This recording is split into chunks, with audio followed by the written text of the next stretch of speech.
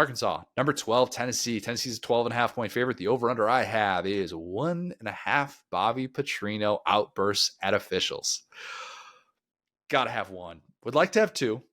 Really would like to have two. And I'm not talking like flag-induced, because if we're getting two of those, Lord have mercy. I mean, you know what I mean, though. Just the type of sequence where he calls the officials over simply to blast them. He MFs them as they're walking away and they turn their back on him. Just we're getting that. Have we seen a coach throw it out of a college football game, baseball style? Because we got to put a tracker for Petrino, especially if he knows he's not going to get the job. Like kind of later in the season, he might just get his money's worth, quote unquote. The Bobby Cox of college football. That is Bobby Petrino. You got to give my guys a chance, dude. It's the first quarter. You just want to be back on the sideline. This has nothing to do with me.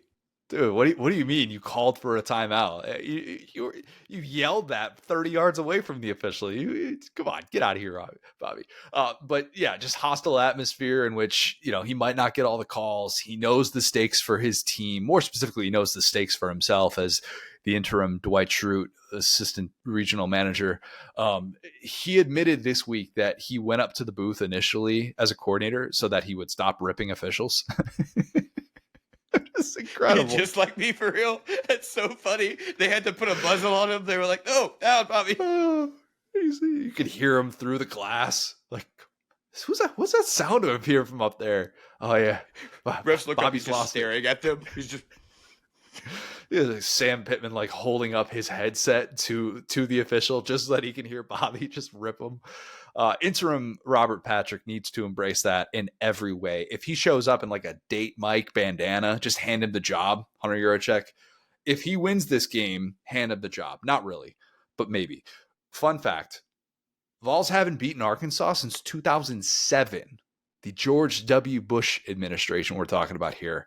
4 straight Arkansas wins in this rivalry, including last year in Fayetteville. Trivia question for you, Will.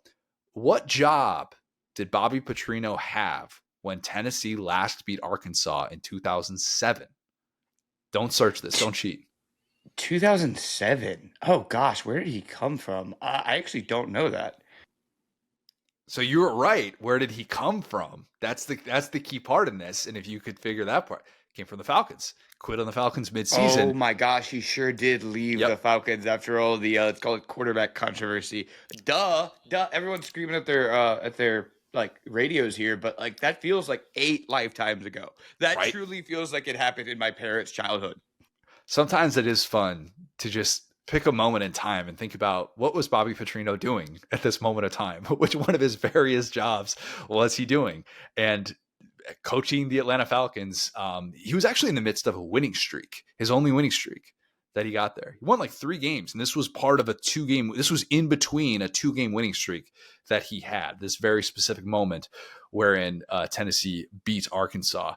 There was a part of me that can see Arkansas shocking the world because, as UCLA reminded us, as I was just talking about with Texas and Oklahoma, it is a week-to-week league, but there is interim energy that can sometimes be the best energy, especially when your interim coach comes in and just guts the defensive staff. We respect Travis Williams. The job that Travis Williams was doing so far this year, let's just say it's not making the resume anytime soon. Not great. He's like, I'm still here. Y'all fired him, and I'm still cool. Y'all need other coaches y'all can get. Y'all want me to like carry pads? Yeah, Travis Williams is gone. Basically, the entire defensive staff for Arkansas is gone. And I looked up their DC, and he was like coaching the UFL, coaching Houston as the DC. Like, I think that was his last time calling plays. So, yeah, don't really feel great about that, especially against a Josh Heupel offense, which, look, I'm just saying they can light up a scoreboard. That much we know.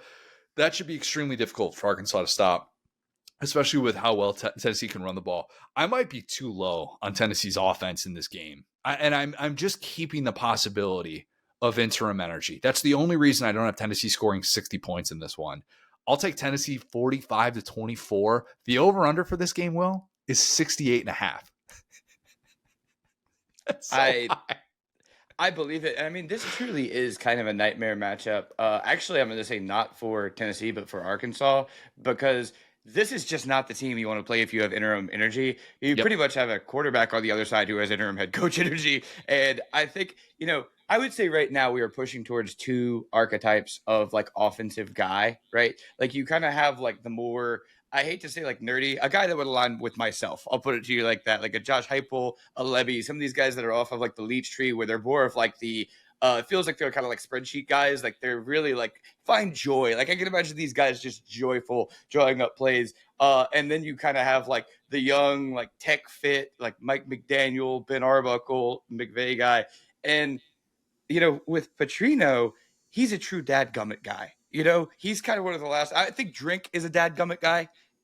But in terms of like offensive guys, but I think that like for Josh Heupel and the way his offense can get up and down, and how bad this defense has been, and to your point, like whole defensive staff is gone. So I think like in previous years, especially like honestly, even last year, I'd be very worried about this Tennessee team playing this Arkansas team. I mean, they lost obviously this game last year. But point being, like, I think that this Tennessee team uniquely has an ability to punch back in a way that has other Tennessee teams, almost every other Tennessee team, I would argue, has struggled with. Even the Hendon Hooker teams kind of got punched in the mouth. And yeah, they had runs late, in some of these bigger games, but they just couldn't kind of get back on the horse when they fell off.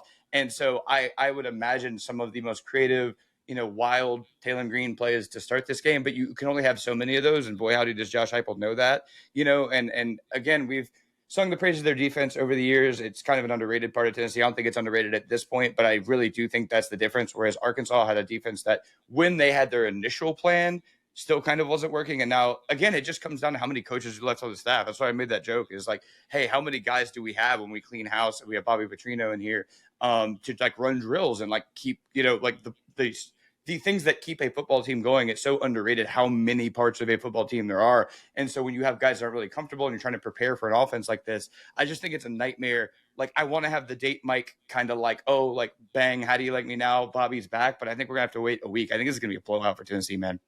Yeah, there's a tough team to watch when you don't feel like trying as much defensively. And let's just call it what it is, Arkansas. That Notre Dame game, your defense did not feel like trying.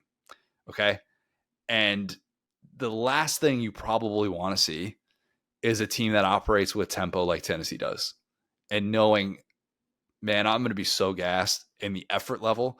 Now, if Arkansas comes out early on and they handle the tempo and they look like they have different energy and they look like a team that's playing inspired, maybe playing for themselves in the portal or something like that, because let's not dismiss that. Like there is something to be playing for at all times. Even if your season is lost, you're trying to get that next contract, which that's what these are at these points. Like you're still trying to put out good film. And if that type of Arkansas defense shows up, even if it is, not necessarily for the name on the front, it's more for the name on the back, then I think we'll know early on. But there's just a tough thing to shake when you see a defensive performance as bad as what Arkansas was against Notre Dame. I realize a bye week in between. Maybe they're a little bit more rested, but if we see hands on hips like early in the second quarter on that Arkansas defense, get out the record books. This one can get really ugly, real ugly.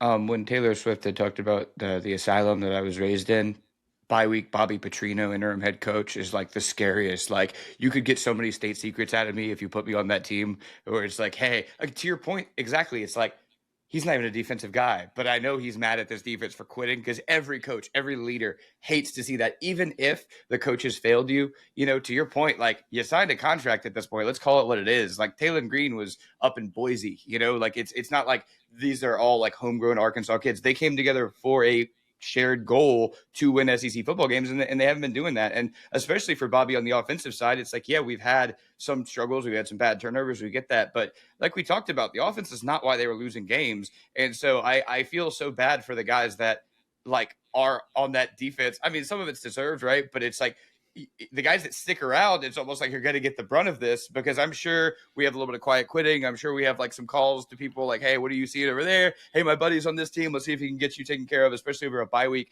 So I think this is going to be very like this next stretch is going to be so critical for Arkansas's future. And none of this is be all end all, right? Because we've seen teams turn things around. We've seen entire rosters quit and teams reload. But this version of Arkansas, the Sam Pittman kind of blueprint, they only have a couple of games to convince these guys to stay on board. I think you're right there. So I think this team will show some fight. I'll give it to you like this. They might make some dumb plays. They probably will make some dumb plays. But if we get to the end of 60 minutes and we see that level of quit, Bobby Petrino's head is going to be on the floor. So he's going to die. They're going to have to carry him out of the stadium if we see that again.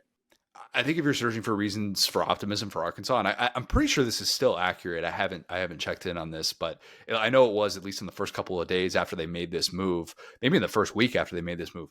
No players announced their intentions to get into the portal.